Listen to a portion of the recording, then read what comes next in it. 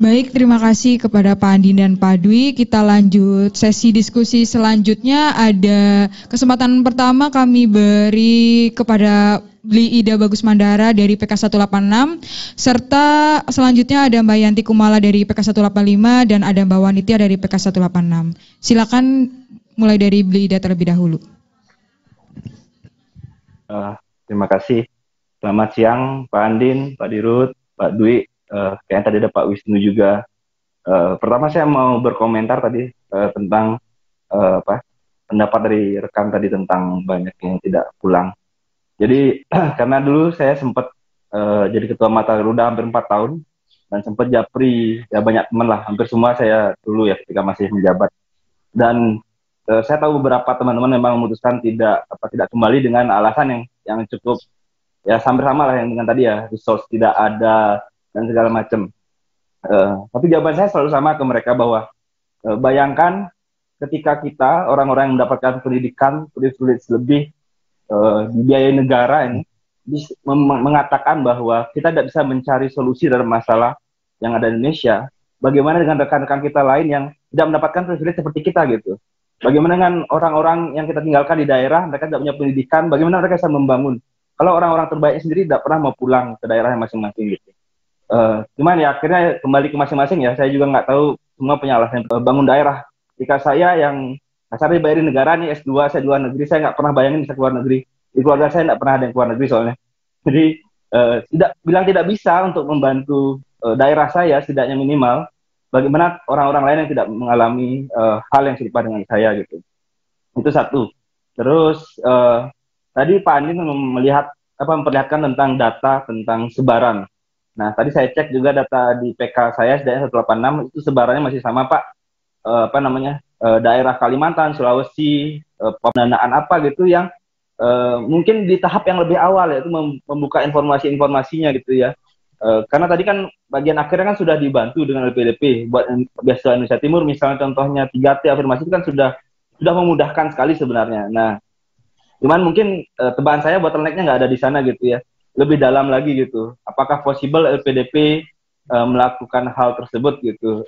Dan saya rasa karena jumlahnya terlalu kecil, termasuk di PK saya, teman-teman di Indonesia Timur ini suaranya sering sekali tidak terdengar gitu ya. Maksudnya dalam artian bahwa ya karena ada ratusan orang dan dia cuma berdua kan mungkin jadi kesempatan untuk dia bersuara lebih sedikit gitu. Nah, saya pengen sih sebenarnya teman-teman di sana lebih banyak gitu ya. Karena kita rasa pembangunan Indonesia di masa depan 10-20 tahun ke depan apalagi kita akan pindah ibu kota negara, tidak akan terjadi kalau kita tidak melakukan pemerataan pembangunan dimulai dari pendidikan. Karena LPDP ini adalah game changing sih. Kami kebetulan saya masuk dari jalur afirmasi bagian prasejahtera begitu ya Pak. Nah, pada saat di awal itu kami diagendakan akan mengikuti yang namanya pembekalan bahasa atau PB.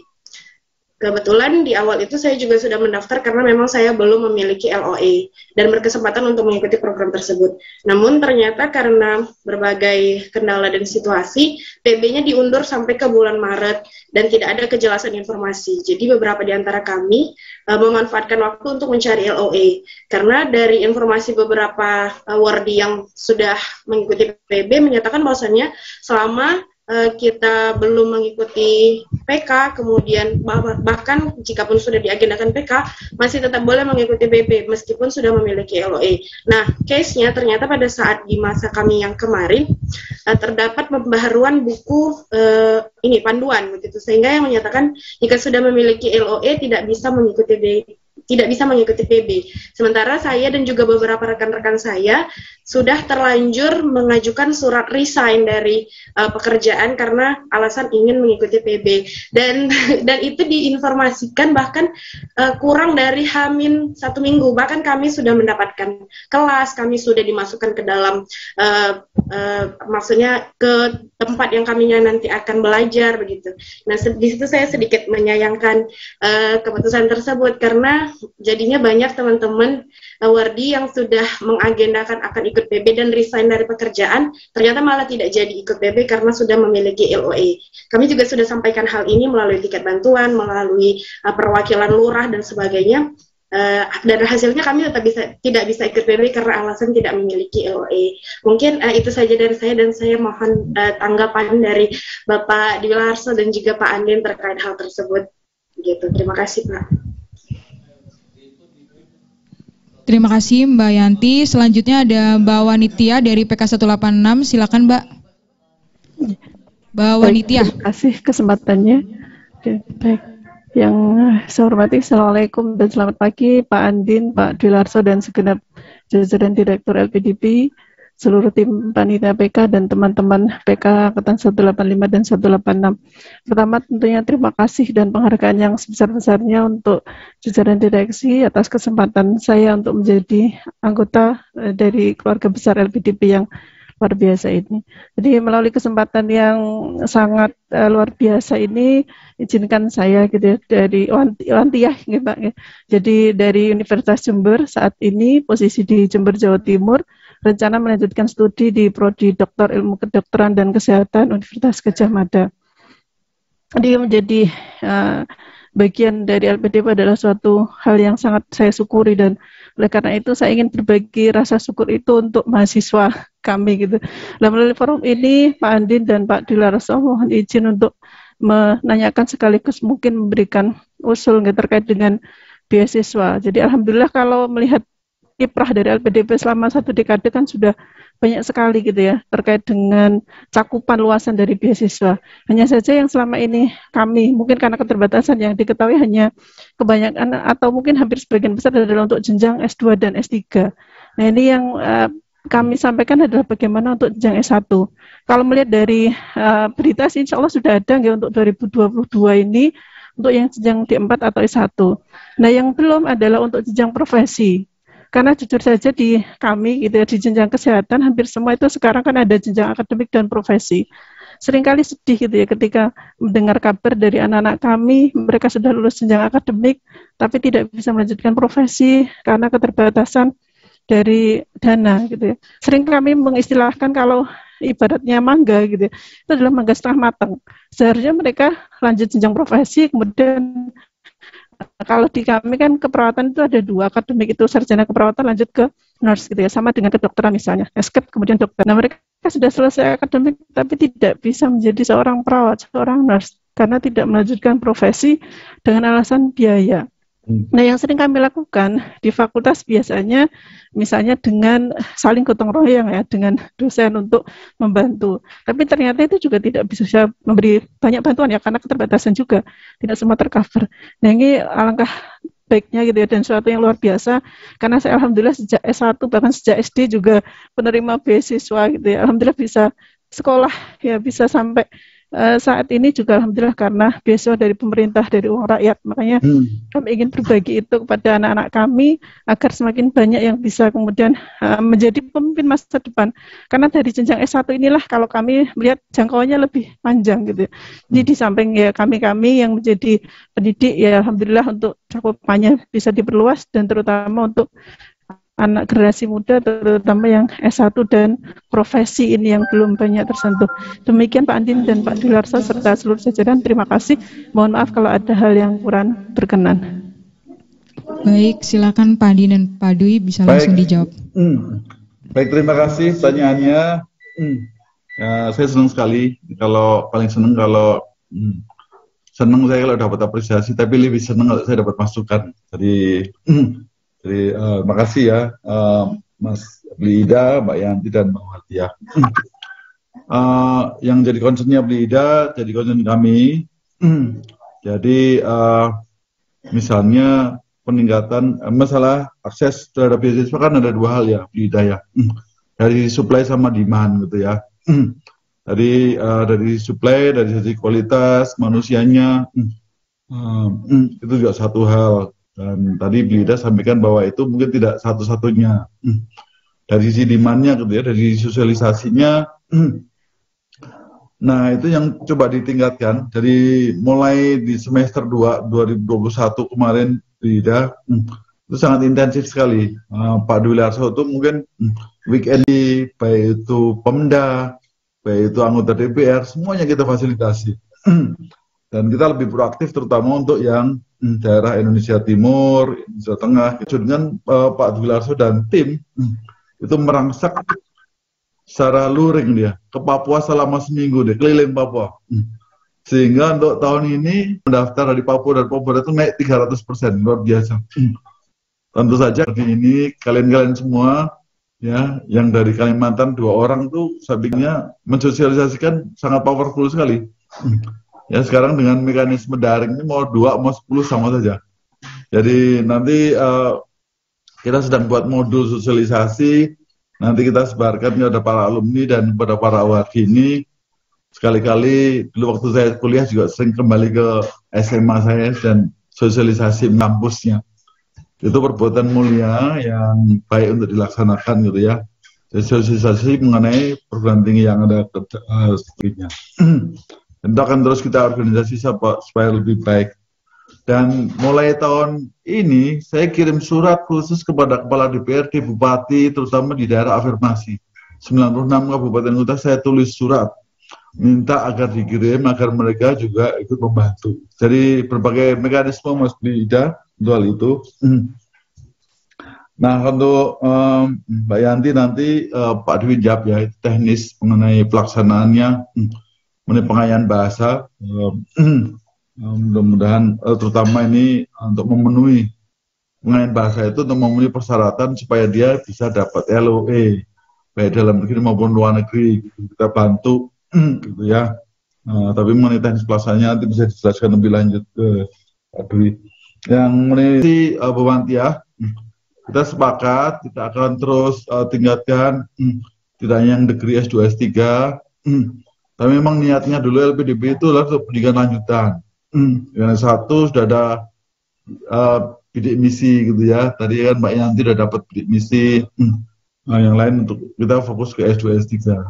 Dan sekarang pun S1 ada tuh yang dilaksanakan oleh Kemendikbud. Nanti juga Kemenak. Gitu. Jadi LPDP fokusnya yang S2 S3, S1 di Kemenak dan Kemendikbud ada program prestasi.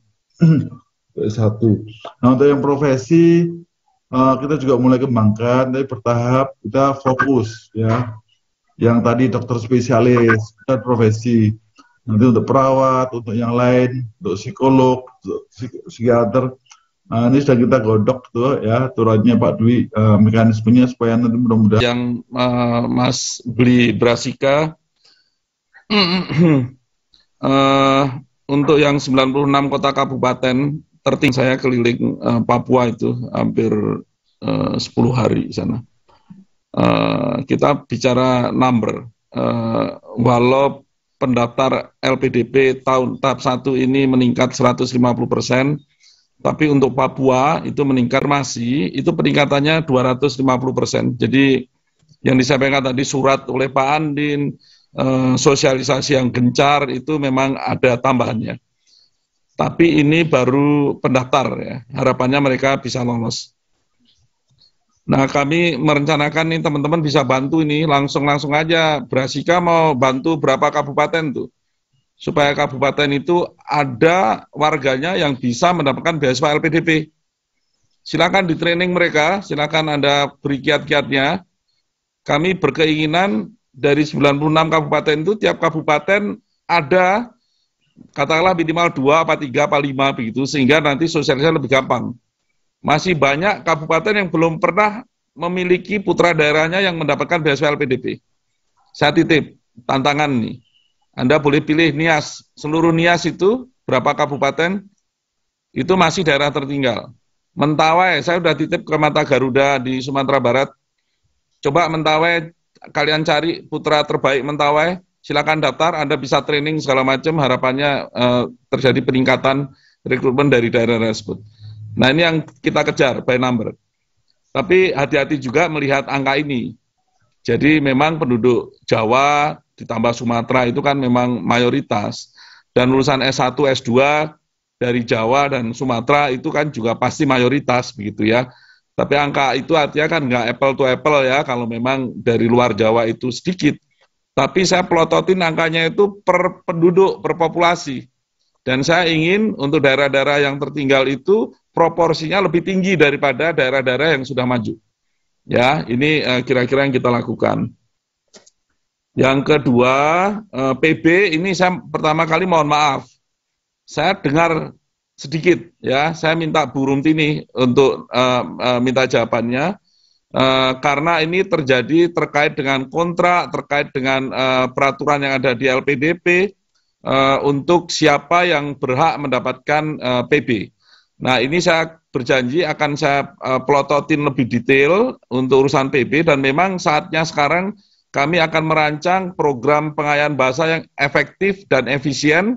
Saya tidak mau lama-lama, jadi saya tidak mau setiap tahun itu saya menandatangani orang-orang yang gagal PB, gagal mendapatkan LOE itu ratusan orang, dan ini wasting untuk bangsa ini.